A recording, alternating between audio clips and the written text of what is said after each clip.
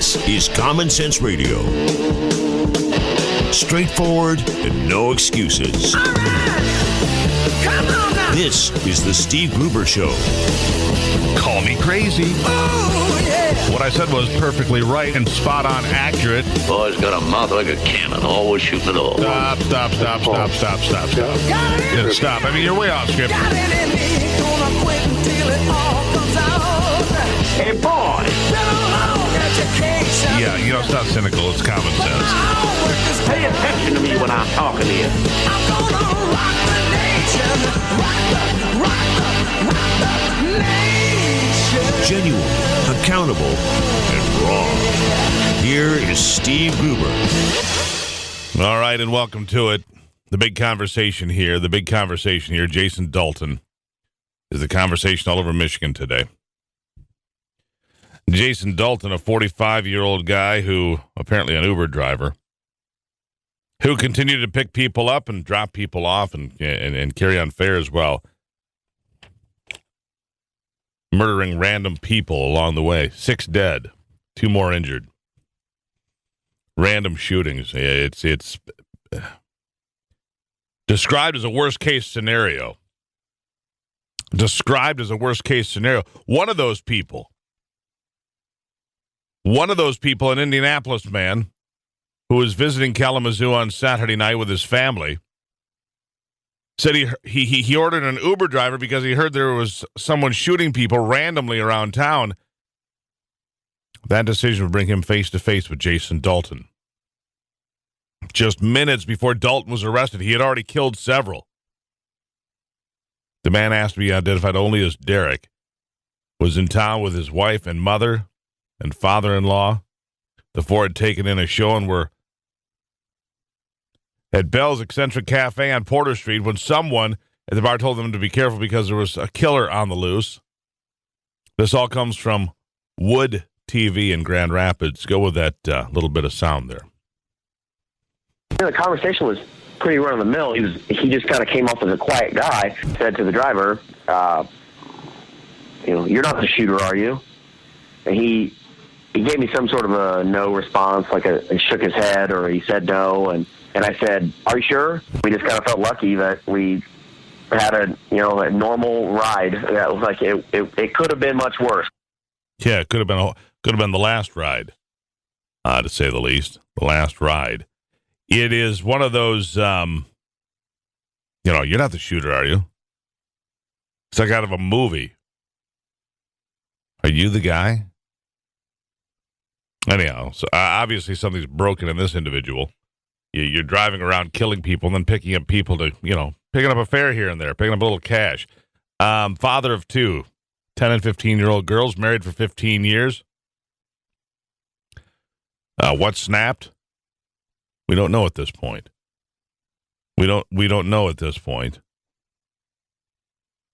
Jeffrey Jennings is the Kalamazoo County prosecutor. Jeff Jennings, Kalamazoo County prosecutor. He said there's no connection between the victims of 3 separate shooting events. There's no connection here. It is completely random. Again, worst case scenario. Clip 2. Go. I want to express our condolences to the families of the victims from last evening's horrific crimes. This is just the most awful thing I can think of having happened. The person who is in custody, his name is Jason Brian Dalton, Dalton. His date of birth is June 22, 1970. At this point, the connection between these 3 incidents, between these 3 cases, is the defendant, is Mr. Dalton. There is no connection that we're aware of between the 3 different sets of victims to each other or any of the victims to Mr. Dalton. They appear to have been chosen at random because they were available. I suspect that there will be charges and an arraignment of the suspect Monday afternoon. Mr. Dalton did not fight with the police or present a challenge with a weapon or anything like that. 5 people 4 adult women and a 14-year-old girl were shot at the Cracker Barrel restaurant. 4 of those women were killed. The 14-year-old is not, as was earlier reported, deceased. She is still alive. She is seriously, gravely injured. You know, how do you put your arms around that? You go to the Cracker Barrel, and that's where your evening ends up. Well, as you can imagine, like with any tragedy of this nature, the left is out immediately, decrying guns and gun violence. In fact, Alex and I were talking before the show started about an article he was looking at Vox that had a video with it. A video that he said was obviously pre-produced, slick, highly produced video that wasn't produced in the moments after the shooting in Kalamazoo, but they put a tag on the front of it, 6 more dead in Kalamazoo, and then they play this highly produced video about gun violence in America. MLive described it, and now think about this, as the 42nd mass shooting in America already in 2016. Well, you and I know better than that. In fact, by accepted definition, the shooting in Kalamazoo, unfortunately, is a mass shooting. However, it is the first in America this year by definition. The definition's pretty simple. 4 people killed in a single continuous event. Killed, not including the shooter, which is often classified as suicide.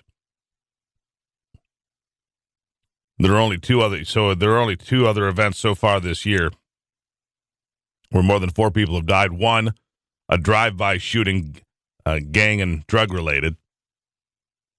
And the other was a family annihilator. Somebody who killed their own family and then killed themselves.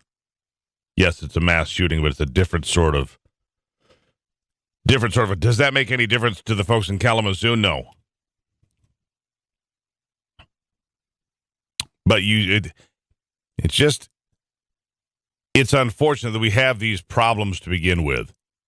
But more problematic on top of it is to complicate the issue with nonsense and politics and finger pointing. As if I, as a gun owner, am somehow responsible for what happened in Kalamazoo, which clearly I am not. But if you listen to the leftists, if you listen to the socialist talk, that's what you would be told, that somehow I am responsible. As a gun owner, as a member of the National Rifle Association, somehow I am responsible. And that makes absolutely no sense now, does it? I'll take your calls on it, though. Any thoughts you may have on the shooting in Kalamazoo, the Uber driver taking fares and taking lives? We'll talk about that. Jason Dalton, what was your malfunction? That you killed a bunch of elderly women at a Cracker Barrel and a guy and his son at a car dealership, really? 14 after on a Monday, it's the Steve Gruber Show. We'll talk about it.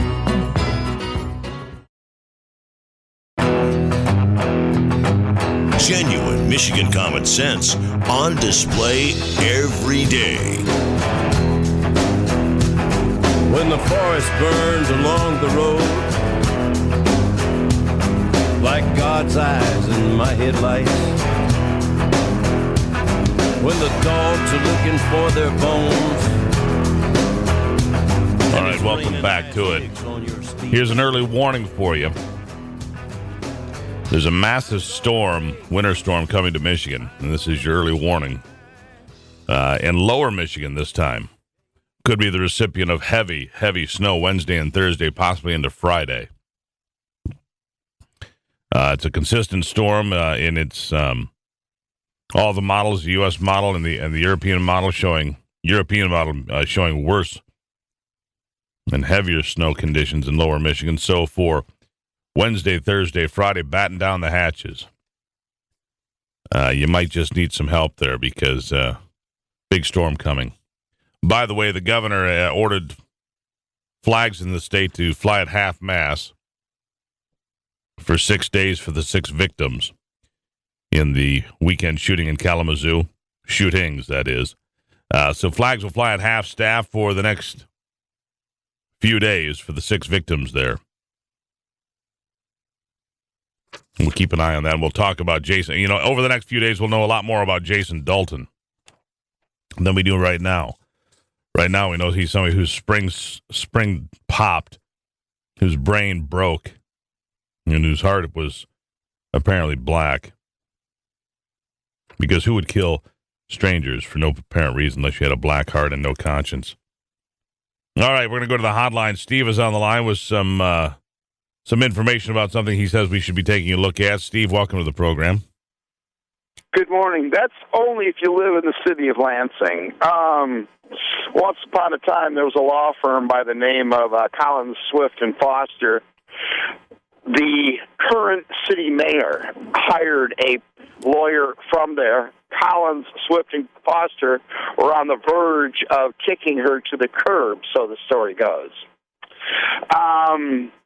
So now you're in a set of circumstances where the Wall Street Journal published a little blurb saying that she is on personal leave. It makes no mention as to whether she's being paid or not.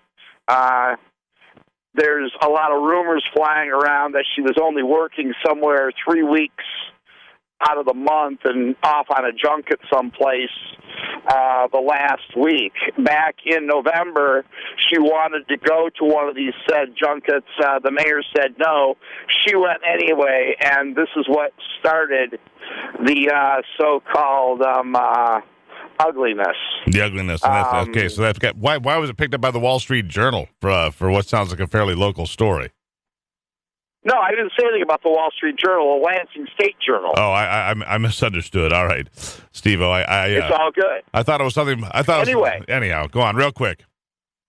This is one to pay attention to because there's a lot of abuse there, and there's just this thing's going to unfold, and it's going to make the mayor look pretty bad because of the way he hired her, because she had no management experience. This is more of a local story, but still, you're in Lansing, so more local except the lawyer is not coming back. The only connection, I appreciate that, and thanks for calling in. I appreciate the fact that Virgil Monero may be the mayor of Lansing, but he also ran for governor statewide, so he's pretty well known, and so we'll keep an eye on that. If it affects the mayor's office in Lansing, you just have to remember that they put him up to run for governor, so. At one point. So there you have it. Thanks for that on the hotline. The hotline number, by the way, is 888-900-9966. Speaking of politics, after the weekend festivities, Donald Trump's rivals are facing fewer and fewer opportunities to derail the juggernaut that is Team Trump. Winning by double digits in South Carolina, taking a majority of the evangelical vote, which should have been Ted Cruz's home playing field. Didn't happen for Ted Cruz. He came in third place behind Marco Rubio. It was very close, like 0.2%, but still, Rubio coming in second place, Cruz third, which means they're really worth 3 tickets out of South Carolina, but John Kasich is going to hang in this race until Ohio at least. Spending his time here in Michigan last week, John Kasich still thinks he has an outside chance of pulling this off. The percentage is not good. Ben Carson ought to go ahead and bow out as well. Jeb Bush, as I'm sure you already know, did leave the race over the weekend.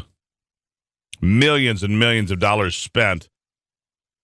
And I think he had something like 4 delegates total when the party came to an end. Now Trump is off to a big lead in delegates. And meanwhile, in Nevada, Hillary Clinton won a very good race there, but she only won by about 4 points. She had like a 15-point lead last month. So even though Bernie Sanders wasn't able to overcome Hillary in Nevada, it was very close, and so now they go to South Carolina. The Republicans go to Nevada. They kind of flip-flop here, so it is. Not good news for the Clinton campaign again.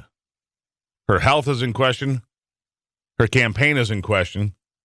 But right now it's looking like Hillary Clinton will go against Donald Trump for all the marbles. And I want to ask you how you think that's going to look on debate night in America. It'll be the biggest ratings of all time. The biggest ratings, two of the most despised people in America running for president. I mean, her ratings, honest and trustworthy. Listen to this. In Nevada, the honest and trustworthy vote went to Sanders by something like 80%. Those that were voting based on honest and trustworthy, Hillary Clinton got 11% of that. And here's the other thing that's really important. Republicans are setting all sorts of records for turnout at these primaries, setting all-time records for turnout. Meanwhile, Democratic turnout off by as much as 35%. There's an enthusiasm gap here, see? Giant numbers turning out for Republicans. That's just how much they want to win the White House back. Monday on the Steve Gruber Show. We'll be right back.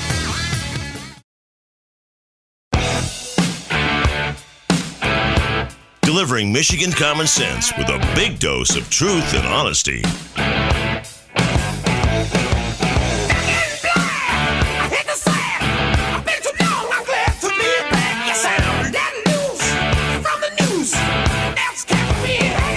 Welcome back to it on a Monday. We'll get back to the latest information on Jason Dalton as it trickles in at this point. Not much else to know. He was an Uber driver picking up fares and randomly killing people along the way. And until we get a chance to know more as it trickles out, that's where we are. The one girl, 14, injuries. Injuries bad enough they thought she had passed away, and then she squeezed her mother's hand, so she was kept on life support, but critically injured. And so we'll keep an eye on that as we move forward. It is Monday here in the program. The hotline number is 888-900-9966, 888-900-9966. Joining me now is the professor himself, Allan Saxe, political science, University of Texas, Arlington, our good friend, and it's time to return to class. Professor? Good morning. Terrible tragedy in Kalamazoo. Just, those kind of things pop up, unfortunately, all too often these days, and it's not good. Well, what's not good is inaccurate, lying, I should say. Let me just get to the lying by the left-wing media. An outlet here in Michigan called MLive, which is based in Ann Arbor. It's a very left-wing federation of papers and so forth, and it has a very left-of-center editorial bend on everything. What were they saying? It's the 42nd mass shooting in America this year. And I'm like, really? It's the 42nd mass shooting in America? No. So I went and looked at what they're using for statistics. Any drive-by shooting where 4 people got grazed by bullets, there was a family annihilator, which is considered murder and suicide. Doesn't really fit what most people would define as a mass shooting. This is the first one this year. By definition, for most of us, what a mass shooting is, a random killing, attacking people they don't know. This was the one. Right. And the FBI, for its purposes, has routinely for years considered 4 people killed in a one continuous event in 24 hours, if you will, with no cooling off period as being, it kind of runs in line of what mass murder is. Well, I certainly am in favor of people being able to carry handguns legitimately. And here in Texas, in August, students will be able to carry legitimately if they have the proper license. Students on our campus at the university and most University of Texas campuses, I know it's going to be true at UT Austin, it's going to be true at our campus at UT Arlington, you'll be able to carry handguns to class, concealed, as long as you have a proper permit. None of the professors like it, but I do. Well, I think it's fine. And, the thing is, this Uber driver picked up a fare before he was apprehended. And the people that jumped in the car with him said, "You're not the shooter, are you?" They're telling him, "You're not the shooter." He was the shooter. Oh, God. Now, if my wife and I had jumped into that car for a ride, it'd have been a different circumstance. Because if we thought for a second it was the shooter, we would have, used our legally issued That's right. Pistols, stopped the vehicle right there, and called police and let them sort it out. Good. Absolutely. We need more of that. Absolutely. Right. And I mean, that's the way we operate. So, and that's the way 500,000 people in the state of Michigan now operate. Now, you bring something to mind here, Professor, because a bill has been put forth here in Michigan, which has created a fair amount of discussion. A bill called constitutional carry. And I know there's been some gun law conversations with Governor Abbott and so forth in Texas about open carry. But here in Michigan, constitutional carry would simply mean that anybody that's legal to carry a gun can carry a gun, carry a handgun with no background checks, no interference from the government, no permit, no license to carry. And if you get caught and you weren't legal to carry, you're in big trouble. But if you're a legal, law-abiding citizen, you could just carry a weapon, which happens now in 6 states. The point did you know that? No, I did not. That, to me, might be going a little bit too far, but I can certainly understand the motivation for it. And I'd have to think about that for a while. But certainly, if you get a license and a background check, go for it. All right, now I want you to think about this. Here, some of the states I'm going to remember off the top of my head. Alaska has constitutional carry. Wyoming has constitutional carry. The state of Maine has constitutional carry. All right, interesting. So, so this is what I found out, Professor. Take this back to your kids there and their little socialist rallies that they hold there on campus.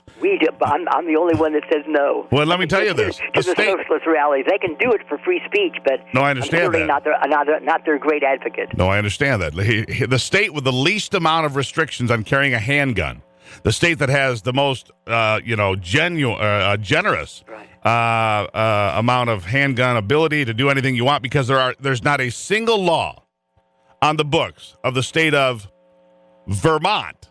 That's interesting. That addresses handguns, meaning if it doesn't say you can't, then you can. You know, Hillary, of course, early on was very critical of Bernie Sanders for she felt that he didn't go far enough in restriction of handguns, and now you know why. He understands. Even he is politically realistic. And let's look at something else about the state of Vermont. It has one of the lowest crime rates in America. It has anybody in Vermont that feels like carrying a handgun with them that's of legal age and has no, particular problems with the law is free to carry a handgun anywhere they want, anytime they want, for any reason they want. And yet Vermont's crime rates are almost non-existent. The crime rates in Maine, very similar. So think about that. There is, as some people have said, sort of half jokingly, the most polite audience is an audience that is armed, and there's a lot of truth in that. Yeah. Now that's not to take away this from anything that has happened in Kalamazoo. Obviously, that I don't know what breaks in somebody's mind. What breaks in somebody's mind and their heart, where their heart just goes dark. I know it. Yeah, it's heartbreaking to me to think that people are so callous. And I feel like, here's a guy who has 2 daughters, 10 and 15. What has he done to their lives? And a wife that he's married to 12 or 15 years. What has he done to them? There have been incidences in various states where people have used their automobiles all of a sudden, and they were not necessarily intoxicated, to use their automobiles as a death weapon. Oh, sure. Hitting people, and I think that happened in Stillwater, Oklahoma, before a football game some many, many months ago, where a woman, and I don't believe she was intoxicated, smashed into people. No, she was mentally ill. In a crowd. She was mentally ill, but yeah, she was able to get that 6,000-pound weapon on the road. That's right. Here's something else that comes up from these left-leaning organizations is that, in Michigan now, more people are killed by handguns than by automobiles. Well, good for us. We've made cars safer over the years, and that's good news. But they say, and gun violence costs billions of dollars a year. Let me tell you something. 34,000 people a year die in automobile wrecks, and I bring this to your attention just so you understand what the statistics are. 34,000 people a year die in automobile wrecks. 3 million people are injured. 3 million Americans are injured in car accidents. And the cost to the American economy, somewhere between $1.3 and $1.5 trillion. So if you live in a big congested area like I do in the DFW area, Dallas-Fort Worth area, I see a wreck just about every other day. I drive a lot. I do a lot of Meals on Wheels and things like that, and I see a wreck probably every other day. Thank goodness most of them are not that serious, but it's caused injuries. It's caused wrecked cars, and you're absolutely right. It is unbelievable, the kind of injuries. Not many deaths anymore, thank goodness. Well, right, but more than 3 million people killed or injured in car wrecks in America every year. So when people want to talk about, well, guns are more dangerous. Well, you might want to refigure your facts. Hold on there, Professor. We got to take a break here. Okay, it's thank you. 41 after. We're with the Professor. Got the phone lines open on the Steve Gruber Show.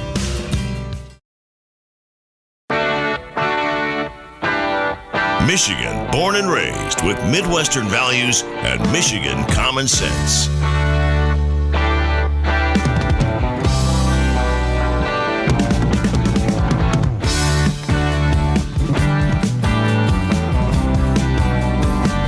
All right, welcome back to it. It is Monday, and we better get to some politics. Well, we've got the professor here, Allan Saxe, professor of political science, University of Texas, Arlington. Professor, some more good news for Donald Trump over the weekend. He steams to victory in South Carolina, double-digit win there. Marco Rubio comes in second, just barely ahead of Ted Cruz, but there you have it. So I think there's 4 tickets out total right now because John Kasich's waiting for Ohio, and he's been polling fairly well in Ohio, and he's on the board in Michigan. But Donald Trump here, we just saw numbers from Michigan.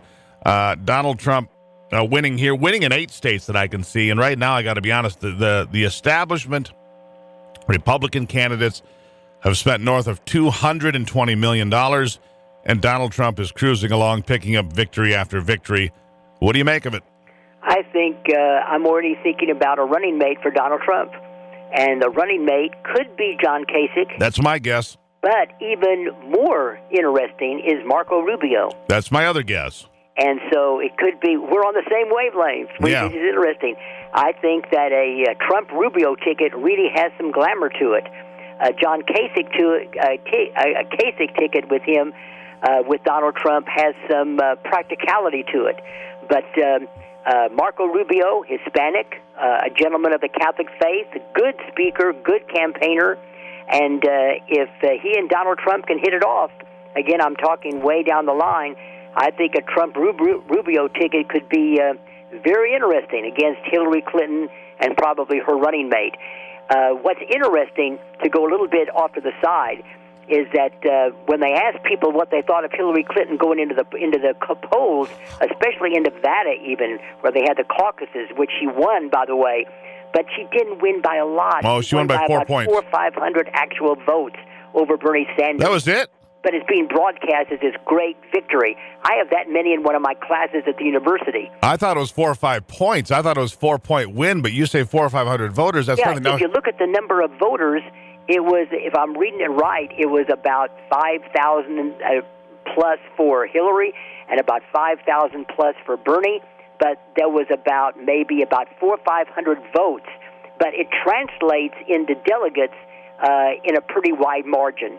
And that, I think, is really what happened. I may be wrong in looking at it, but it wasn't a blowaway for Hillary Clinton. But they asked people, do you think she's trustworthy? Do you think she's honest? And it was a resounding no. No. Yet they voted for her. Yeah, Bernie Sanders got, those that voted based on honesty and trustworthiness, Hillary Clinton got 11%. Bernie Sanders got 80+%. That's right. So when it comes to honesty. Yet people vote for Hillary Clinton. But she is telling everybody that she's always tried to be honest. Yeah. And some people might say, well, Mrs. Clinton, you might have to try a little bit harder. Yeah, you might have to do that. So, all right. So as I look at this thing breaking down, though, Jeb Bush is out of the race now. You're down to, I think there are still 5 candidates actually in the race, but Ben Carson is a non-factor. Kasich is only a factor because he controls the fate of Ohio, maybe Michigan. He was campaigning here for 2 full days. That's right. Last week, so he's on the radar here, not by much, but by some. And Donald Trump is commanding lead in Michigan and 8 other states that I looked at over the weekend. So his path is pretty clear. It's just interesting to me that the establishment folks have spent so much money, and then I see that Donald Trump also picked up 2 key advisors that were working for the Koch brothers. Now the Koch brothers allegedly hate Donald Trump and don't want him to win, and yet Trump just picked off 2 of their key financial advisors to join his operation. Right. Yeah, in the world of politics, as you well know, it doesn't matter sometimes if you like or dislike somebody. If it's going to work for you, they join. And that's exactly, I think, what's going to happen at the end of this race. by the way, off to the side, national security is a major issue, and I think ought to be a bigger issue in this campaign. Immigration, national security, and those two things go together. There may be, thankfully, some kind of a ceasefire limited in Syria, but the real threat of terrorism is now growing in North Africa, in Libya and many of the North African states, and that is not good. So it may be shifting ISIS, Islamic terror, to parts of Africa as well. Boko Haram in Nigeria, it ain't good. No, we're facing severe problems there. Absolutely. And at any point, the things that could shape this race may not even have occurred You're yet. You're exactly right. There could be some huge economic knocks in the next 7-8 months, but you're exactly right. There could be some huge external things happening that we can't even foresee that could reshape this race very, very dramatically. Meanwhile, Bernie, don't count Bernie out, because you got some caucus states like Minnesota and elsewhere that are going to be very favorable to Bernie Sanders. That's right. Bernie Sanders is not done winning in places, but I wonder how those millennials are going to take it when they realize the whole damn thing is rigged, because when it comes down to it, superdelegates make the choice anyway. By the way, you're really onto something. I'm amazed that Bernie Sanders does not talk more about that. He talks about the rigged economy, but doesn't talk about the political establishment that has rigged it for the Democrats. And he really ought to point his finger at Hillary and say, "You're the one, Hillary," but he refuses to do that. Yeah, so there you go. And a quick question from one of our listeners. Doesn't a ceasefire in Syria mean we are not attacking ISIS? Does that make ISIS a legitimate state that can, sign a ceasefire? As far as I understand, ISIS is sort of out of the ceasefire picture, and they will begin to go after ISIS, if I'm right. In other words, the ceasefire is everything but ISIS, but I may be incorrect in that. We'll have to know more of the details, because the ceasefire is not yet, as we're speaking, gone into effect. But I think that's the reason why there were some terrible car bombings over the weekend by ISIS in Damascus and Homs. And I think it was because ISIS knows that they're going to be the big target soon. And they've always been, but now even more so as the ceasefire comes into play. There you go. All right, Professor. Well, there you go. Pretty good update on everything, and I appreciate the going around the horn. Professor Allan Saxe, you can catch him here on Mondays as he gets ready to go try to break through the walls of impressionable minds. It is tough. I'll give you that, Professor. Thanks as always. Tough. Thank you so much. There you have it, Professor Allan Saxe, everybody. It's the Steve Gruber Show on a Monday. We'll be right back.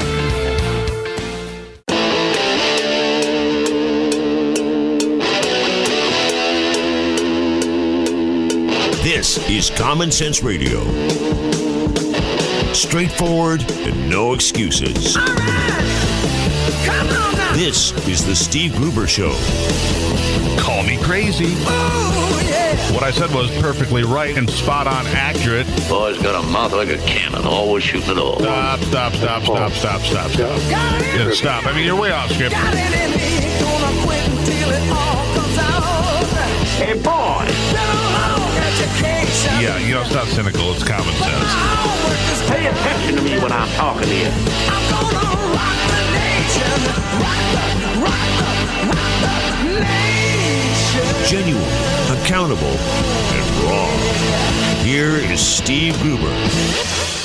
Well, the city of Kalamazoo will be healing for some time. That is for sure. The community in and around Kalamazoo healing for, well, it's one of those wounds that stays for a very, very long time. The aftermath of the mass killing by Jason Dalton, a killing spree over the weekend. 6 people left dead, 4 women together at a Cracker Barrel restaurant, and then, of course, a father and son at a car dealership. The boy, a high school student. Another young girl, 14 years old, shot at Cracker Barrel, clinging to life by a very thin thread. And I wonder about these things when they happen, because it just wonders me what kind of a darkness has overtaken a person. I personally was raised around guns my entire life. They've always been just a fact of life, and it was also a fact of life that I've ever abused those guns. I would have felt the hand of my father swiftly, severely, because we were taught respect. And then I guess I had respect for my mother insofar as that this sort of heinous crime would never have entered my mind or my soul because I have too much respect for my mother. And doing this to somebody else would have broken her heart. And then, of course, you've got the rest of your family to think about. Not to mention the families of people you don't even know. How could you be so empty inside that tearing apart other people's lives would have no significance in your heart or your soul? How is that even possible? What is so broken with people? What is so broken with people that this is the way that they react?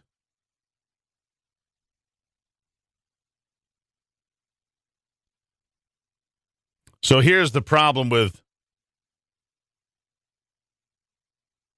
the way these things are handled. Vox, for example, is an ultra-left-wing website. I spent some time there. Alex Clark, our engineer, spent some time there. He pointed out to me that he saw a video on Vox that came out within a few hours of the shooting in Kalamazoo. Highly produced video decrying gun violence in America and how guns should be banned and so on and so forth. They had a nice lead in about Kalamazoo and then bam, right to the video. So these people are just laying in wait. Laying in wait. And from the Flint Journal, we get this. From the Flint Journal,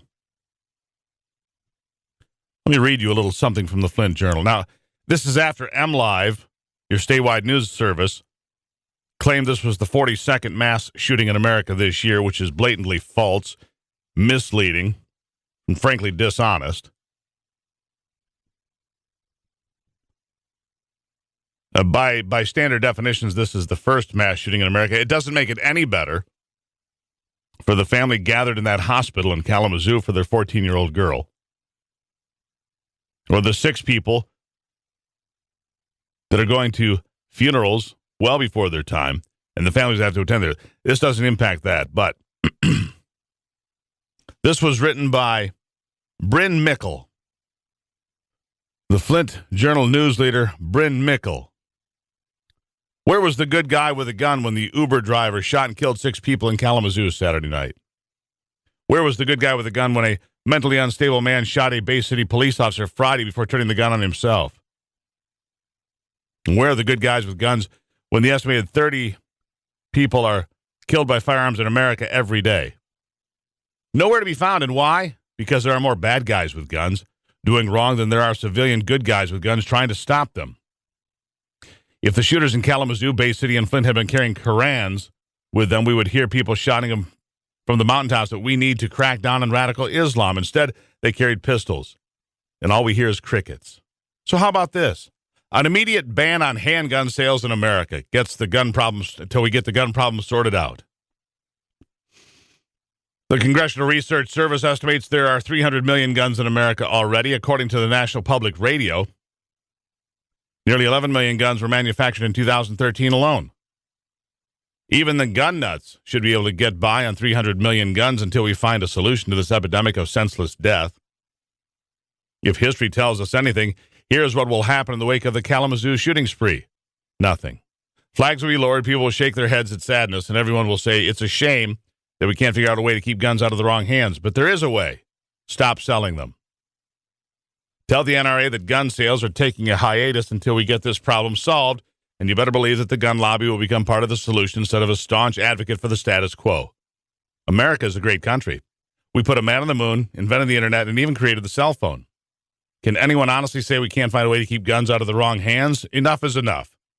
We need to stop wrapping ourselves in the Second Amendment and own up to the fact that our gun problem is getting worse and will only continue to get worse until we deal with it.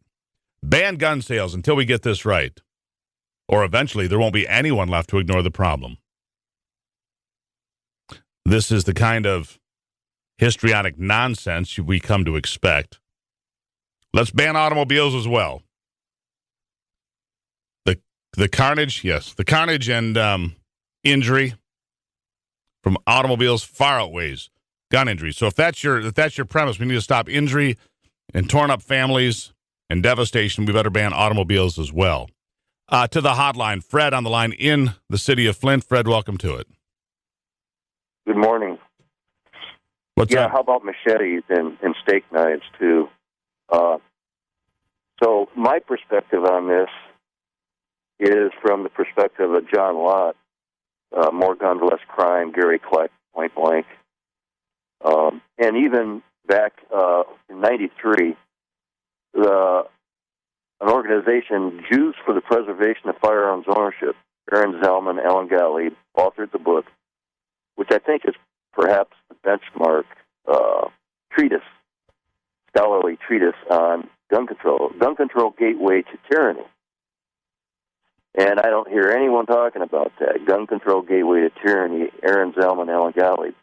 But what they called attention to is the fact that prior to 68, after all those high-profile murders, you and I, whoever wanted a gun, rifle, pistol, whatever, could order it via the mail and take delivery to the post office. And I never remember growing up, my dad, a combat WW2 vet, I don't remember any of these random acts of terror shootings anywhere. I don't remember those either back then when you could order a gun through the mail, Fred. Good call, good conversation. It's Monday on the Steve Gruber Show.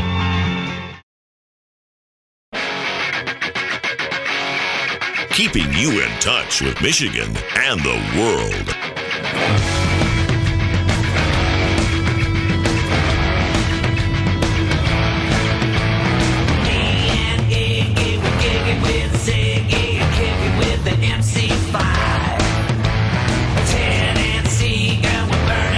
All right, welcome back to it. It's 18 after on a Monday. We'll get back to more of the conversation here from the shootings in Kalamazoo as we find out more about this, this individual that was so dark in his soul and heart that he decided to kill strangers just for no particular reason. Shifting gears now to our good friend Chad Livengood from the Detroit News, political reporter there who, spent time in Iowa with us and joined us on the radio here not too long ago, obviously watching everything that's going on. And big night in South Carolina, Chad, for Donald Trump once again. Marco Rubio slides into second place, keeping him buoyant in the campaign. But they're all going to be setting their sights on Michigan here shortly, my friend. First of all, welcome to the program. And second of all, what do you think? Well, I think they're going to, obviously, they're going to have a lot of work ahead in the next week in the Super Tuesday states and the southern states. Also, there's a couple of states in the Northeast, Massachusetts and Vermont, that also vote. You can expect Ohio Governor John Kasich to spend a lot of time up there as he needs to have some kind of a showing on Super Tuesday because he has put a lot of his eggs in the basket in Michigan. His campaign strategist told me last Friday that he will be here either on Super Tuesday or on March 2nd, and he will be here for the duration because he needs to have a really good showing in Michigan to boost his chances of definitely capturing and winning his home state of Ohio on the 15th. From there, you have Donald Trump is still the front runner. I mean, there's no doubt about it. In our latest Detroit News WDIV poll, he has 25% of the vote in Michigan. The next closest is Ted Cruz at 15%, followed by Rubio at 12%, and Kasich is down at 10.5%. So, but on top of that, there's 21% undecided vote out there right now, Steve. So these candidates are going to be fighting for a piece and share of that, plus the 5% that Jeb Bush had before he dropped out. He actually picked up like 8 or 9% there in South Carolina. So his support was single digits. But what's funny about this, when you listen to the national news people, first of all, they've been counting Donald Trump out since June, since the moment he announced his candidacy in mid-June last year. And he continues to defy gravity. And then when Jeb Bush gets out of the race, or whomever else gets out of the race, they all say, well, I wonder, who's going to get that, Rubio or Cruz? Ted Cruz will pick up Donald Trump will get some of those votes as well. I mean, it's like the national news media. Well, Donald Trump has all the support he's ever going to get. I'm like, wait a second, guys. Donald Trump's picking up support from what's bizarre about his support is he's picking it up from people that are left of center union folks. I mean, I've talked to him. He's also picking up, far right conservatives. I know. I've talked to him. His coalition, if you will, the Trump coalition, is a very broad spectrum of people. Yep. Yeah, no doubt about it. There are people in different corners, aspects, and remember, this is in Michigan. It's open primary, so Democrats can come over and vote. And if there are some middle of the ground Democrats, those Reagan Democrats, they don't necessarily care for Hillary Clinton, and they certainly aren't going to vote for Bernie Sanders. So they may come over and play in the Republican primary, and that's where both Trump and maybe even John Kasich and Rubio are going to try to pick up some extra votes in their different individual appeals. Ted Cruz, some people think that maybe he's maybe maxing out on his base, because his base is very much very social conservative, evangelical, Tea Party base, and there's only so much room there. But Trump, you're right, has a broad appeal. He's gathering these huge crowds, and there's people of all ages and different backgrounds and such, and so you can't count Trump out of this by any means. Absolutely right. In fact, you touch on something important there. Everybody talks about how Bernie Sanders is getting the young people. I've seen a whole pile of people that are teenagers that are there for Trump. I've also seen people that are in their 70s there for Trump, and I've seen African Americans. I've seen Hispanic Americans. I've seen all sorts of folks there. This notion that somehow it's a group of 40-year-old and older white folks, and that's all he's got, or some silly notion. Of course, they kept telling us that he couldn't stay in this. Now the narrative is he couldn't beat Hillary Clinton. Really? We're supposed to trust these folks. You've been wrong for 9 months consecutively. Something that stands out to me, Steve, is in mid-November, Jeb Bush his campaign holds a friend-raiser at the Amway Grand Hotel in Grand Rapids to try to get more friends for the campaign, not necessarily money. He's got plenty of money. There was a very sparse crowd. I camped outside of this thing. And then a month later, in Walker, just up the road, at the Deltaplex Arena, Donald Trump brings out 8,000 people. And it was really sort of telling of these two campaigns. You got this legacy candidate who can't hardly find enough people to get excited about him, and you got this outsider candidate who they had to turn people away at the door because there was so many people coming in the door. Now, one thing we found in the poll, Steve, that should be noted is Trump's support among women drops significantly. In this poll, he carried 32% of the men, the male Republican voters, but then he only had 18% of the women voters, and his gap was only about 5 percentage points higher than Marco Rubio in the category of female voters. So that is one area where you can expect the messaging to try to appeal to female voters, and they made up the largest share of undecided voters. Yeah, 28% of the women in our poll were undecided. So you can definitely expect John Kasich and Marco Rubio to try to play to that. Kasich is trying to, say that he's all about positive messaging and problem solving, and they're trying to essentially point out that Rubio and Cruz have been at each other's throats for weeks. Yeah, Kasich's the one that's riding right there, and everyone else's throats. Yeah, Kasich's riding right there, just out of the fray. And it's interesting that Donald Trump has mentioned that he likes Kasich, a handful of times in the last couple of weeks. Let's keep an eye on Kasich as a running mate, because right now the Trump Express rolls on. Chad Livengood, always a good conversation. Thanks. Chad Livengood, everybody, from the Detroit News. You can find more at thedetroitnews.com with Chad Livengood. Taking a closer look at the stories that affect you most with a big dose of common sense. Sheepdog, standing in the rain. Bullfrog, doing it again. All right, welcome back to it on a Monday.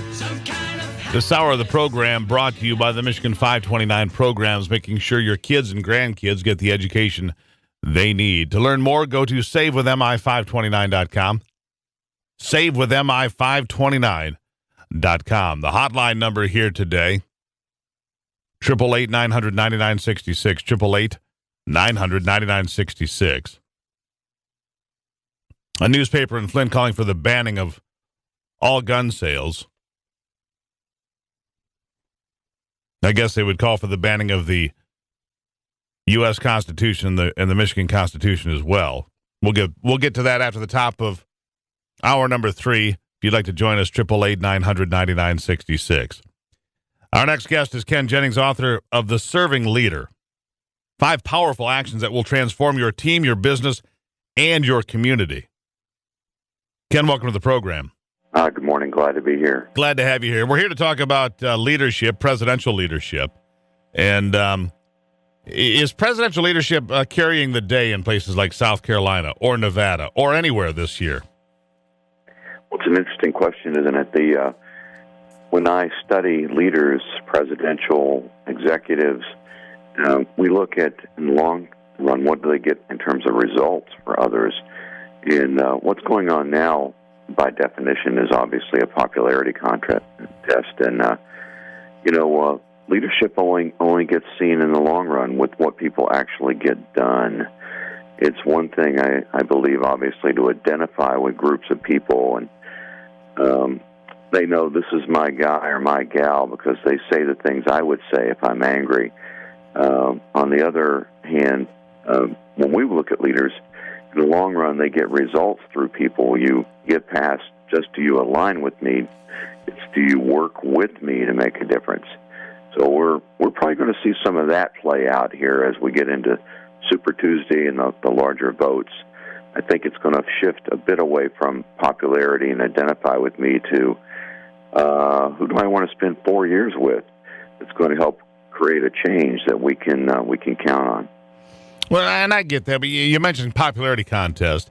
But Ken, honestly, aren't presidential races often popularity contests? As a general rule, Americans elect people they like, maybe the exception being Richard Nixon in 1968, but they didn't really like him. But nobody seems to like Hillary much, not even her own people. A lot of people don't like Donald Trump, so we're going to be stuck in this spot where they're going to have to elect somebody. I mean, let me be, in fairness, if John Kennedy had looked like Henry Waxman, do you really think he'd have become president in 1960 with that first presidential debate?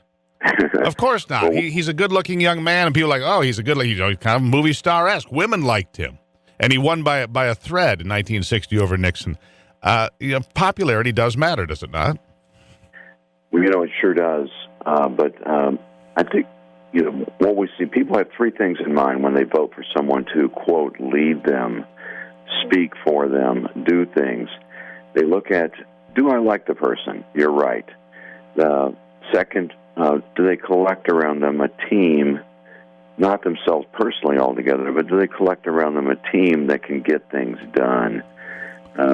There we look at people historically, like, let's go way back, Abraham Lincoln. Did he collect someone, or they collect people around them that get things done that he wouldn't necessarily have liked himself, but he put in place because they'll make things happen for us?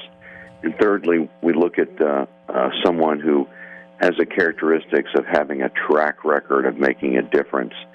At some point, track record kicks in.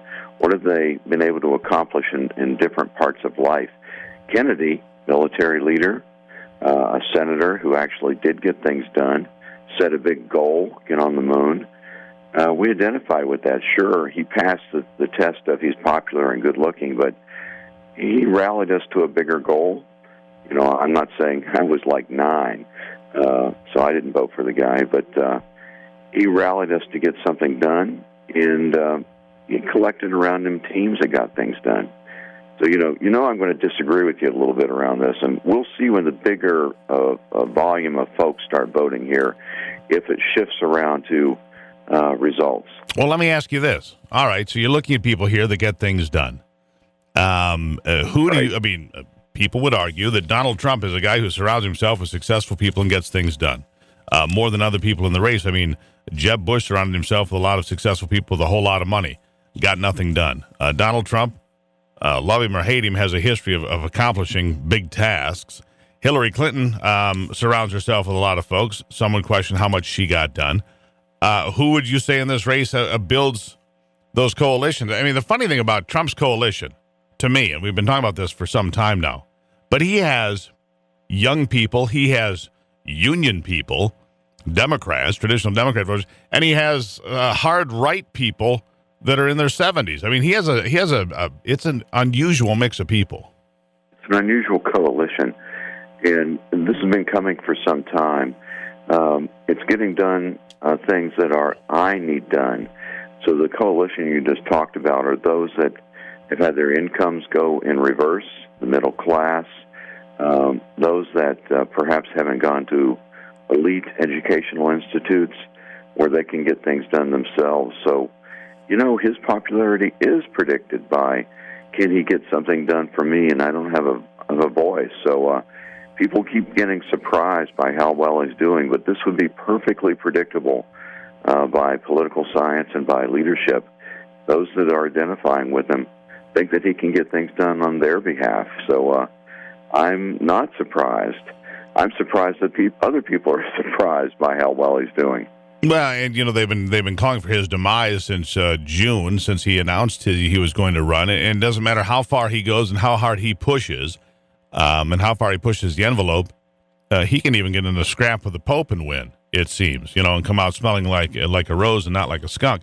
So, okay, here's my question for you then, Ken. As you look at let's say today it'd be Hillary Clinton against Donald Trump, because the pundits have said, well, for months, that Donald Trump couldn't possibly win the Republican nomination. When that became pretty apparent that he could. Now it's, well, he couldn't possibly, win a general election. I don't believe that. Yeah. No, I think that you have a lot of activation energy. Those that normally wouldn't go and vote, if you can activate them because they really do identify with him, think that this person can make a difference for me, they'll go to the extra effort. I think you saw that in New Hampshire in the cold. I think you saw it with groups in North Carolina. He's going to get what we call the discretionary vote. Those that will say, okay, I haven't voted for a long time. I'm going to figure out how to go do it. He certainly has a chance to win. And you'll see people changing their minds, not because they like him, but they're going to say it's an inevitability. He's going to get in, perhaps, and how can I make use of the fact that he's in to get my objectives? Well, something else achieved. You didn't mention there, something else that I think is true over my lifetime, and probably true as a general fact of human nature. People like to vote for the winner. People like to vote for the winner. So if they see him as inevitable and he's going to get in anyway, that also draws people to it. And if you look at the fact that Republicans are setting all-time records for voters while Democratic numbers are down by a third, all of these things weigh in his favor in my estimation. Ken Jennings, author of The Serving Leader. Thank you. Thanks for having me on. It's Monday on the Steve Gruber Show. We'll be right back.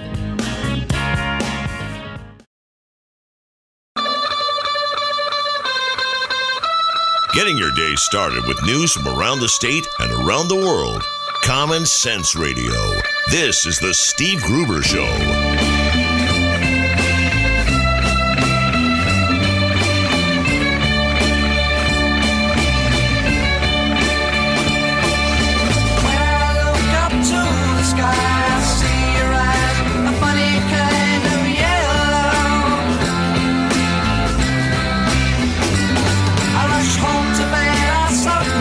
Welcome back to it.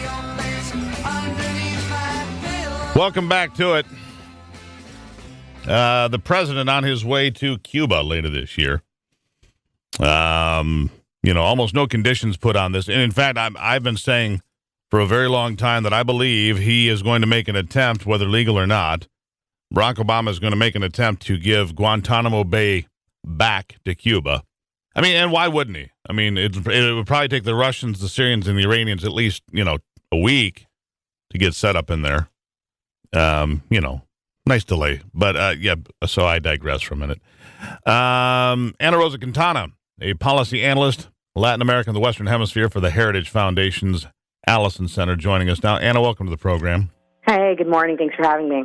So, no president has been to Cuba since Calvin Coolidge, I guess, something like that, right? A long time. Exactly, yeah, since about 1920 some odd. Yep. 28, that'd be Calvin Coolidge. I saw that. I Coolidge was president in 1928. And so Cool Cal went down there, but since then, nobody. And Havana was a world-class city. Exactly. Until the late 1950s when, Fidel and his good buddy Che Guevara and all the others began to slaughter the innocents so that college kids in today could celebrate socialism or some ridiculous thing. But I digress. What are we doing here? What is our policy in Cuba? We've got people down there that are cop killers that are hiding in Cuba. We've not demanded their return. We've asked for very little in return, and I really do, he's going to try to give away Guantanamo Bay as a wedding present to the Castros. What do you think? Well, he's been already in the process of trying to give away Guantanamo Bay, right? I mean, he's shutting down our operations at the naval base, and I mean, we honestly at this point can't put anything past this president because everything that he's done, you were correct in saying that he's actually put zero conditions upon the Cuban government during this normalization process, right? Like nothing has been asked of Cuba at all. Instead, we're the ones that have been granting these unilateral concessions. And I mean, you would imagine the president would have much more important places to visit, right? I mean, we have allies that need reassuring, yet no, he's going to make time to go to Havana and probably be the last sitting U.S. president to give Fidel Castro his last rites. I mean, this is someone who's dying, and imagine President Obama might be one of the last people to see him. So what is he, do you have any guess? I mean, hard to figure, what he's trying to accomplish here. And I suppose on one level, all right, we've had this animosity towards Cuba for a very long time. Maybe it's time to work toward, normalizing relations and trying to work toward. But he does it like, bam, overnight, here's what we're doing. No conversation, no discussion of dissidents, no discussion of Americans that are hiding on Cuban soil because they've killed police officers and committed acts of terrorism and other things. Just nothing in return. It's baffling. Well, no, it is, but it goes to the administration's kind of this revisionist idea of American history and America's role in the world, right? It's not up to our adversaries to change their aggression towards us because Cuba's hostility and Cuba's aggression towards the United States, towards our allies, and towards our interests continues. I mean, Cuba has now repaid the American citizens back the $8 billion that it illegally stole from them. It continues exporting this, their socialist, communist, economic model and political model throughout Latin America. And I mean, just this year alone, throughout negotiations, it held on to our vessel that was accidentally shipped to the island. So, I mean, this is a government that is obviously continues to be hostile to us.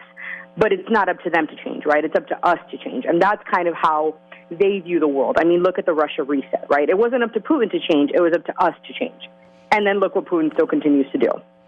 Yeah, and it's always up to us to change, isn't it?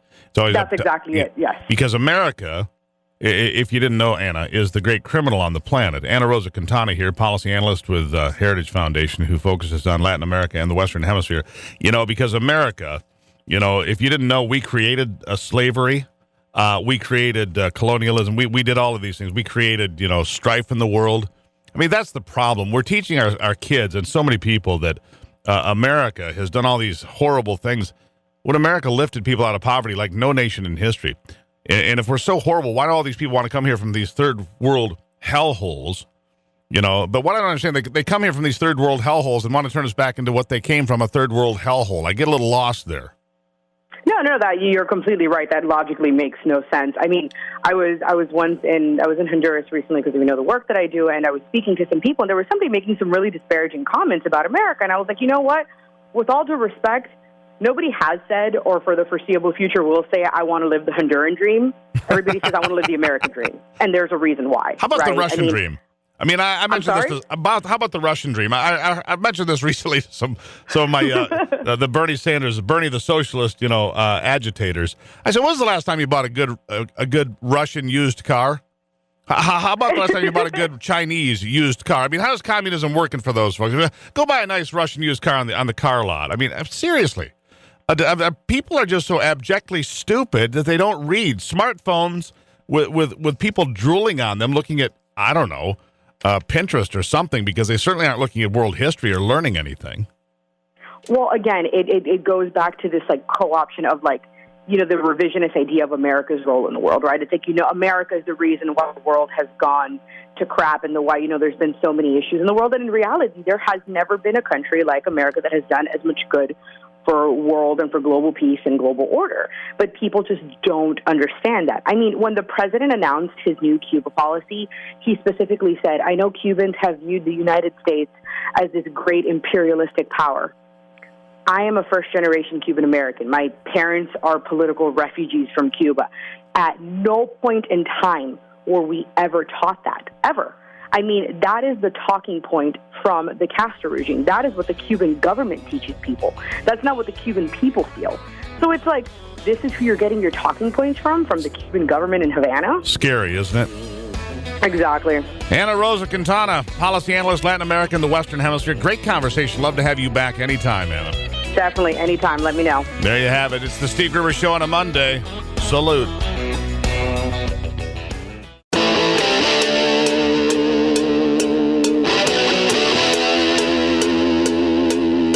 This is Common Sense Radio. Straightforward and no excuses. All right. Come on now. This is the Steve Gruber Show. Call me crazy. Oh, yeah. What I said was perfectly right and spot on accurate. Boy's got a mouth like a cannon, always shooting it all. Stop. Yeah, stop. I mean, you're way off script. Got it in me. Gonna quit until it all comes out. Hey, boy. Been a long education. Yeah, it's not cynical. It's common sense. Pay attention to me when I'm talking to you. I'm gonna rock the nation. Rock the nation. Genuine, accountable, and raw. Here is Steve Gruber. Welcome to it, my friends. It is Monday on the Steve Gruber Show. The hotline, if you'd like to pass along some words of wisdom to us, the phone number is 888-900-9966, 888-900-9966. Michigan in the spotlight today, and for all the wrong reasons. Michigan in the spotlight because of a mass shooting in Kalamazoo over the weekend. Jason Dalton, the suspect, a 45-year-old Uber driver. A guy apparently picking up fares to filling in the time between his random shootings at least 3 locations. 6 people dead, 1 girl, 14 hanging to life by the thinnest of threads. Not good for her, to say the least. But you just wonder what kind of darkness invades somebody's soul. What kind of darkness invades somebody's soul to do such a thing? Just to kill people you have no connection with. Totally random. Nothing to explain at all. Here's a pretty good explanation of the timeline. This comes from the Kalamazoo Department of Public Safety Chief Jeff Hadley, and we get this courtesy of Wood TV in Grand Rapids. Go. The first event that happened out in the county around 5:30 this evening, it was the Kalamazoo County Sheriff's Department. It was their investigation. So they treated that as a single isolated incident, put out suspect information, things of that nature. It wasn't until the second event happened about 10 o'clock yesterday evening, and then subsequently, very quickly thereafter, about 20 to 25 minutes later, the third event, which happened at the Cracker Barrel out in the county, different part of the county, that we were able to kind of string those 3 things together. And the suspect was quickly apprehended in downtown Kalamazoo. So, Ray, and no explanation for this guy at this point. We know that he's been married since 1995, so married about 20 years. He's got 2 children, 10 and 15. And what has he done to their lives? What a selfish, ridiculously selfish, horrible thing to do to your children. Disgusting, frankly. Let's see. As I said, he was being carted around. This Uber driver was taking people around during, intermittently. Between killings, he'd stop and give somebody a ride. In fact, one guy, an Indianapolis man, was in Kalamazoo, and they heard there were shootings going on, so he called an Uber driver. He only wanted to be called Derek. He calls an Uber driver and says, hey, you're not the killer, are you? Now, here, also from Wood TV, listen to this. The conversation was pretty run-of-the-mill. He just kind of came off as a quiet guy. Said to the driver, you're not the shooter, are you? And he gave me some sort of a no response, like he shook his head or he said no. And I said, are you sure? We just kind of felt lucky that we had a normal ride. That was like it could have been much worse. Now, before the shooting spree began, another guy that he picked up, he said driving erratically, driving at a high rate of speed, running stop signs. Finally, the car slowed down enough that he was able to jump from the vehicle. He also survived. It was shortly thereafter that the first shooting took place. It's baffling. We'll learn more about this guy and what snapped in his brain and what went wrong in his brain to bring this kind of pain to people he doesn't even know. It's just heart-wrenching is what it is. Governor Snyder praising the work of the Kalamazoo Public Safety Department and lowering flags statewide in Michigan to have staff for the next few days in response to this mass killing. And of course, it's already been picked up by the left, hardcore left-wing websites like Vox. Had a pre-produced video all ready to go. All they did is insert Kalamazoo at the top, and away they went with a high, high value, highly produced video on gun violence. Of course, in Flint, one of the newspapers there calling for a ban on all gun sales until we can sort this out. Yeah, okay. That's one approach you could take for sure. It's one approach. Probably not the right one. So that was that dominated the headlines here in Michigan. Now, going forward, of course, tomorrow the Republicans have their Nevada challenge. Tomorrow, they're back game day again tomorrow for Republicans. Donald Trump came out number one in South Carolina by double digits. Marco Rubio snuck into second place with a win of about 0.2% over Ted Cruz, but Cruz finishing third, not good for him, in a place where he was thought to dominate evangelicals. But Donald Trump took more than half of the evangelical vote, from what we can tell. Now, in Nevada, Hillary Clinton wins by like 4 points, but apparently statewide, from what we heard earlier here on the program, she only won by a few hundred votes total statewide. She won by a few hundred votes total statewide in Nevada. Her campaign train is in trouble. I mean, Bernie's still picking up tons of cash.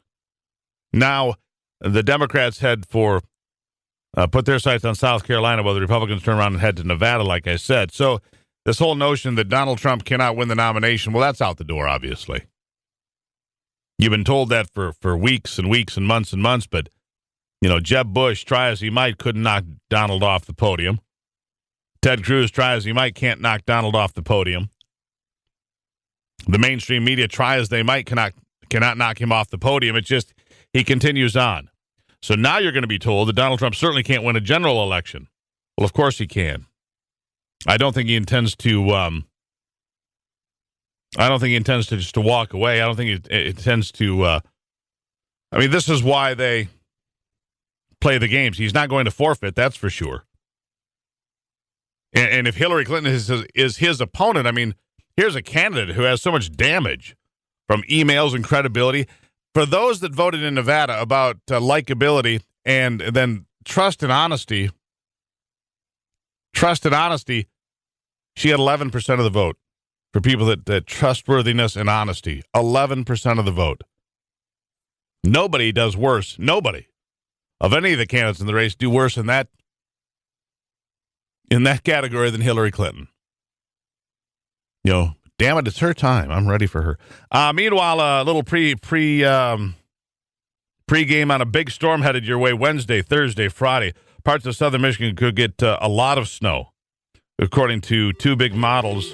A lot of snow Wednesday, Thursday into Friday in the southern half of lower Michigan. Could be a tremendous amount of snow coming. They won't give us snow totals yet, but they're working up to it. They're about to have the courage to tell us we're going to get buried. Here it comes, kids. And you thought you were going to get out of winter altogether this year. Well, not quite.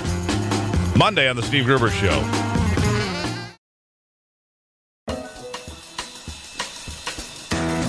Michigan, born and raised with Midwestern values and Michigan common sense. You know the day destroys the night, night divides the day. Try to run, try to hide, break on through to the other side, break on through to the other side, break on through to the other side, yeah. All right, welcome to it.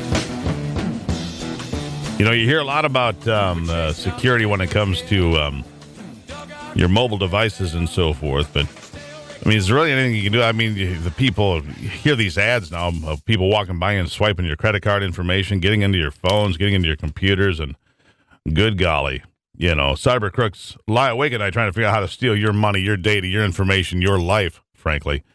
Ashley Cook is here, a mobile security expert, to talk more about it. Mobile security, more important than ever. Ashley, welcome to the program. Thank you very much. Glad to be here. I mean, we're all walking treasure troves of information now, aren't we? Absolutely. Yes. And it makes it, you know, so we're all targets. I mean, let's be honest, you know, information is worth more today than gold, I think, in so many places. So, and, well, it makes us susceptible to criminals, doesn't it? Yeah, it really does. And I tell you what, I think we almost all have to operate under the assumption that we have malware on our computer or our device, and we have to be careful about what we're clicking.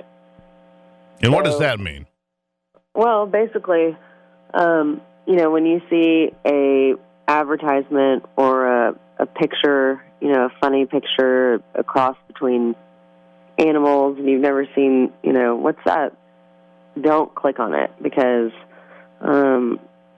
that will install malware on your phone in many cases. Emails that come from American Express or your bank and they don't quite look right, that's what you have to be careful of. And when you say it doesn't quite look right, give me an idea. What doesn't quite look right? If you look at, you know, what's going on, and what would be listen, I'm just a guy who's going through life with a very short attention span, and I'm running around and I'm going to work and, you know, and buying stuff and going to lunch, whatever I do, right? What's going to get my attention? Well, you need to look at the address, first of all. So you need to make sure that it's actually from the company that it purports to be from. So if it has something, instead of American Express, it may say American Express or JP Morgan Chase, but it's spelled differently. Anything that tries to get you to re-enter your password and your login credentials, you need to check the heading and make sure that it's actually from that company. And so how do you go about that? I mean, let's be honest. I mean, I'm not the only guy with attention span issues, you know. Short attention span theater plays for a lot of folks these days because we're all moving so fast, trying to get so much done, and you know, in between all the running around we do, we miss it. If we see something that's suspect, we're like, I want to verify that. Any recommendations? Well, I would definitely wait until you get to a location where you can check and make sure that it's legit. Otherwise, just don't input your information, because it's called spoofing, where the cyber criminal will send you something in order to get your login credentials, and it does look like a legitimate email when in fact it's not. So anytime you're asked to put in your login credentials, or you're asked for private information like your Social Security or any bank account information, I would say don't enter the information until you verify. And so I guess, you know, it's kind of sad, really, that we have to be on our toes like this all the time, Ashley. But really, in this day and age, with so many people out there targeting us, we kind of got to pay attention all the time, even when we're distracted by 10,000 other things. Because if not, I mean, cleaning up after identity theft just sounds like a horrendous mess, and it just sounds like it takes a tremendous amount of time and focus, and it's just very difficult. Yeah, absolutely. I mean, you got to think about it. Before the internet, we had phone books, and so people would have your name and your address, and they could call you, and in order to defraud, ask certain information on the phone, and you would say, well, hey, obviously I'm not going to give you my personal information over the phone. You'd hang up. And today it's much more difficult, because not only do we have our name and address out there, we have our picture, we have who are our friends, what we're doing, you know, on Facebook. So I think it's very easy for cyber criminals to learn a lot about an individual. and thus opening us up to be a victim of cybercrime. So, besides looking at misspelled words and things of that nature, is there anything else we can do to kind of make sure that, without, because people don't have time to spend a tremendous amount of time on it, but just the common sense things that we can do to make sure that we don't expose ourselves needlessly? Are there any simple things we can do? Yeah, first of all, don't click on something. If you get an SMS, like a text message or an email, don't click on it. If you're not sure who it's from, or if it's from a friend, but you can tell that the language is off a little bit, then it's probably not from your friend. Okay, so that's number one. Number two, don't download free games. Make sure that you're going to a legitimate app store, right? So go to Google Play or iTunes. Right. Don't get something that's offered for free. Hey, play this. Yeah. Right. Absolutely. And then finally, I think it's, just like if I called you and said, hey, I'm Ashley Cook, tell me your routing number, tell me your password. If you're ever prompted to enter in your login credentials, I would make sure that it is from a legitimate source and not a cyber attack or cyber criminal spoofing a legitimate source. So, and you need to go up to the header and make sure that make sure you're smart about it, I guess, is the bottom line. Exactly. All right, Absolutely. Ashley. That's pretty good stuff. Ashley Cook, mobile security expert, cyber crooks. You trust me, they're out there trying to figure out how to get into your wallet all the time, and you need to protect it. Thieves are everywhere. They're just more clever these days. Ashley, thank you so much. Thank you very much. Take care. There you have it. Ashley Cook, everybody. This part of the program brought to you by the Michigan 529 programs, making sure your kids and grandkids get the education they need. To learn more, go to SaveWithMI529.com. That's SaveWithMI529.com. Now, straight ahead, we're going to tune up in the kitchen. Let's talk a little bit about food. Can't do it on an empty stomach.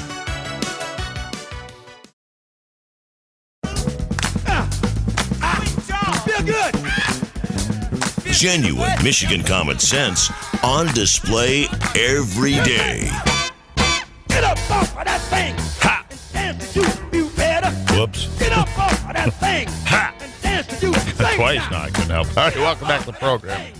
Sometimes you got to take a break from all the heavy lifting of the stories of the day and think about something much more joyous and joyful and wonderful. And food is it.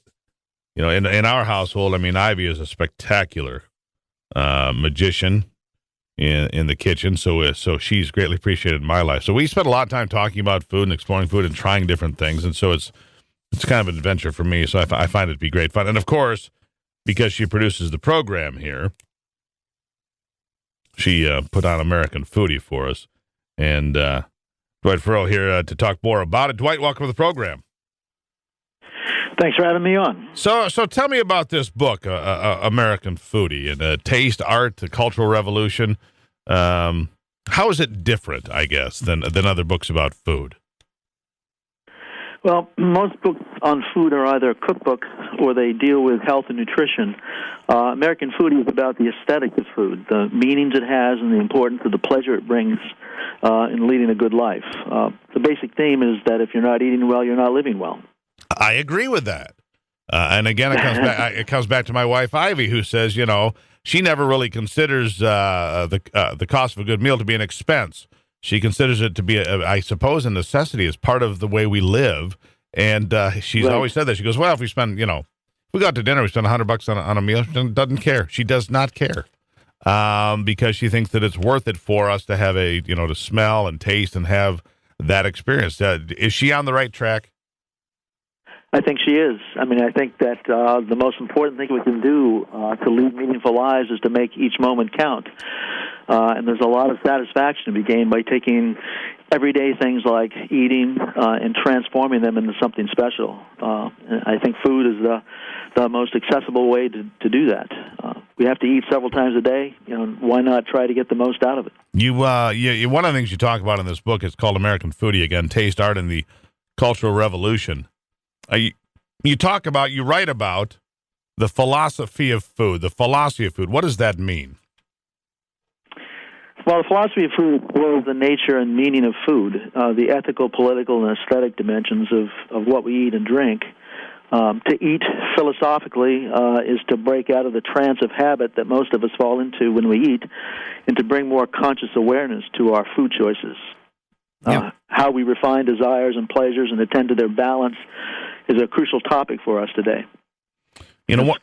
Food is, of course. I'm sorry. Go ahead. No, I just saying, and I think that, and I get your point. I think that one of the things that we've fought to bring back that was gone for a fair amount of time in our household, and we have worked to bring back, I guess a better way to put it, is we have dinner around a table now, because the best place in the world to set the cell phones aside, to set the chaos aside when you can, is at the dinner table, even if it's only for 15 or 20 minutes. It's a chance to talk to your kids, to see what's going on in their day. And I think that's an important time to also share I guess, the cultural experience of food. Absolutely. I mean, food has always been the anchor of our social life. And if we don't pay enough attention to that anchor, our social life can wither as well. So I absolutely agree. There's nothing more important than sitting down with friends and family to a good meal. Yeah, and I think it's different today in a lot of ways. I read an article here just a couple of days ago about how millennials are consuming a lot more wine than generations past. So I think there's been this, maybe an evolution, Dwight, of people, exploring more than they did. I didn't drink much wine when I was 20 or 22 years old. We were kind of a beer culture then. But the beer culture seems to have evolved into microbreweries and a lot of wines. There's a great wine industry in Michigan, and you see other parts of the United States where there are wine industries that are flourishing. And, of course, you can hardly go anywhere anymore and not find microbreweries with a variety of different options and taste offerings out there, because they seem to have popped up just about everywhere. So things are different now than they were 10 or 15 years ago, it seems to me. Yes, I agree. So what do you think? What causes that? I'm sorry, go ahead. What has caused that? Well, I think that, it's a response to the kind of life that most of us lead. I mean, most of us lead lives that are hectic and competitive. The values of the workplace have colonized all dimensions of life, including the home. And the culture of the table is something much different. It resists that hectic lifestyle. When we eat or drink thoughtfully, we put pleasure before production and care before commerce. So I think the food revolution is responding to our need for face-to-face authentic experiences and creative expression in our lives. And more people have discovered the need for those experiences. And so we have this explosion of interest in food and beverages. And and we're on the line here today with Dwight Forrow. He wrote American Foodie Taste Art and the Cultural Revolution. Is this a reflection overall in our society? And I say that because, the French always took, eating much more seriously. I mean, if you look back at, even French cookbooks over 100, 200, 300 years ago, it was always much more a pivotal part, a pillar of their society was always the food. And it seems that America is more so that way now than we used to be. So is this a reflection on who we are as a society? I mean, I think so. I think that we've discovered that we need this dimension of life, that we need these everyday experiences to become something special, to be transformed into something that's extraordinary. As you point out, the French have always been that way. The Italians as well have always lived like that. And I guess, part of it has to do with the fact that perhaps we travel more to these places than we used to. But I think we've caught on to what the Europeans and the Japanese as well for many years have known, that food is the essential part of life. So let me ask you this.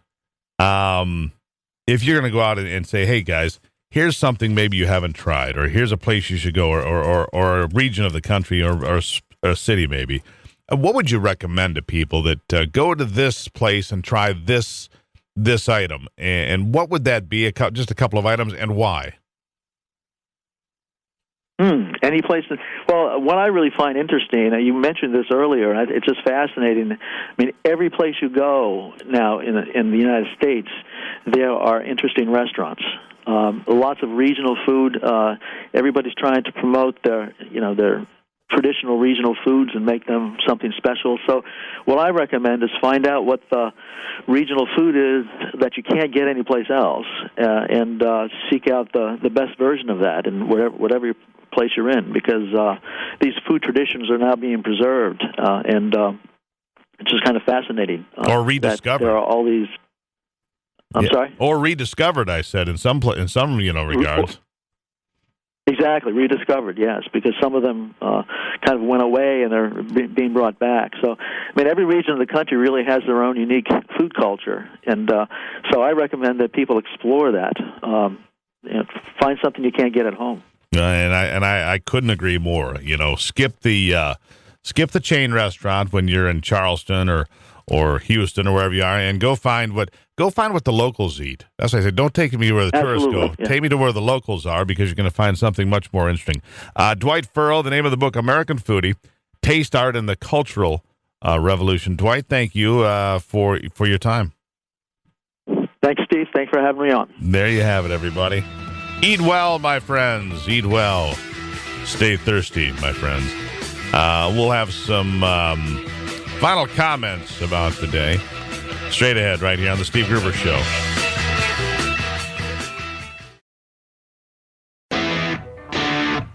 Michigan, born and raised with Midwestern values and Michigan common sense.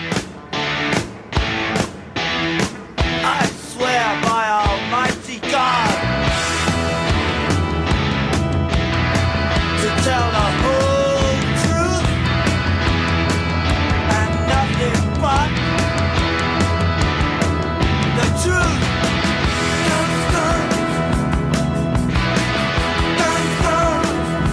Well, a tough day in Kalamazoo as they clean up there. As you know, after the shooting, 6 people killed in weekend shootings. And that investigation will continue as they try to sort out the motivations behind these really pointless killings in Kalamazoo. The strange part of it to me is that this guy continued driving around, picking up fares and driving people to their destinations, and didn't seem to mess with those folks. It just off on every level. This Jason Dalton, 45 years old, arrested 12:40 a.m. Sunday by the Kalamazoo Department of Public Safety, right after he had dropped off a fare. Yeah, so and they also had a guy that had jumped out of the vehicle earlier before the shooting began, apparently.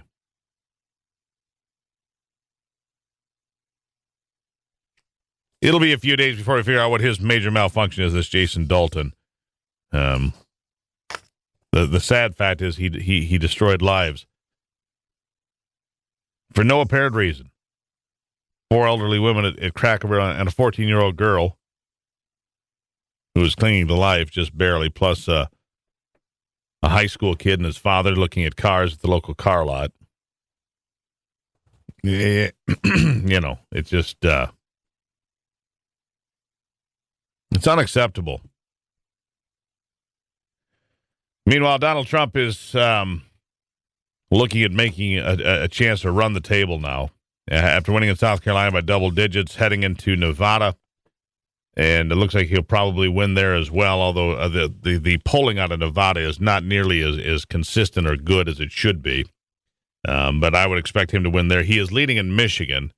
He's getting, 25% of the vote we saw earlier. We had Chad Livengood on from the Detroit News. So Donald Trump is, the Trump train is rolling. And right now, time is running out for anybody left in the race to stop him. The guy they thought for a long time might stop him, Jeb Bush, was battered time and again as being a low-energy candidate. And people that saw Bush in person said, well, that certainly wasn't the fact, but Donald Trump got that, made it stick. Well, nothing seems to stick to him. They made it stick. And Trump, well... Yeah, let me put it this way. No GOP nominee has ever lost both New Hampshire and South Carolina. So that only leaves you one candidate. If you're looking at historical evidence of who's going to become the nominee for the Republican Party, it's going to be Donald Trump. The only hope to stop him now might be a Midwest stop by John Kasich, but I don't see how he can get in. It's too late. It happens in March, starts with Michigan, and then you've got Ohio and Florida. Now, Rubio may win in Florida and Kasich may win in Ohio, but at the end of the day, it doesn't seem that there are enough places for people to stop Trump as he continues to roll on. For Hillary Clinton, well, when the millennials realize that it's stacked against them, that the whole game is rigged, we'll see what happens. But Bernie Sanders almost beat Hillary in Nevada. Now, they're telling us that it was a 4-point win, but apparently there are only a few hundred votes that separated them statewide. And, of course, the superdelegates are all backing Hillary, but what are the millennials going to do when Bernie doesn't get the nomination? These folks don't see, and it's weird to me, but I've heard Bernie Sanders supporters and Trump supporters just the same say, well, if I don't vote for Bernie, I might vote for Trump. And if I don't vote for Trump, I might vote for Bernie. Really? A socialist or you know, or, frankly, a loudmouth capitalist.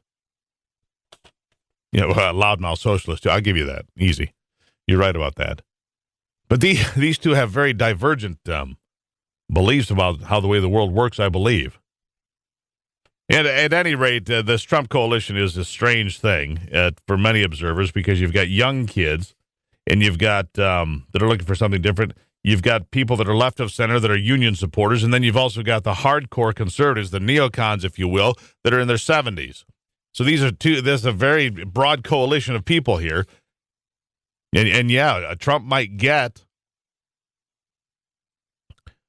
actually get the endorsement of some of these unions. Like I told you last week, the AFL-CIO has not endorsed anybody. They're holding on to their cards. They don't want to give those out, which is not good news for Hillary Clinton. I mean, unions aren't the powerhouse they used to be at one time, but we'll see. And, you know, you have cases hanging in the balance at the Supreme Court that could change that. That could certainly change that. So I guess we'll keep an eye on where it goes next. Meanwhile, the next thing you need to know going into this week, Wednesday, Thursday, Friday, heavy snow. And there's I mean, could be blizzard-like conditions if this comes to pass. 30-mile-an-hour winds, heavy snow. Could start as rain in the southeast, which means everything to the northwest of, say, Monroe or Detroit and so forth, maybe even as far as Ann Arbor. But everything once you get northwest of that line could be really heavy snow with 30-mile-an-hour winds. It could be a super mess come midday Wednesday. Snow should continue through most of the day Thursday. Should be possibly big snow accumulation. So if you are intending to travel, you know, Thursday or Friday, it might be very tough for you to get out and get about. All right, so there, you're up to speed right at the moment. Back in just a moment here on the Steve Gruber Show.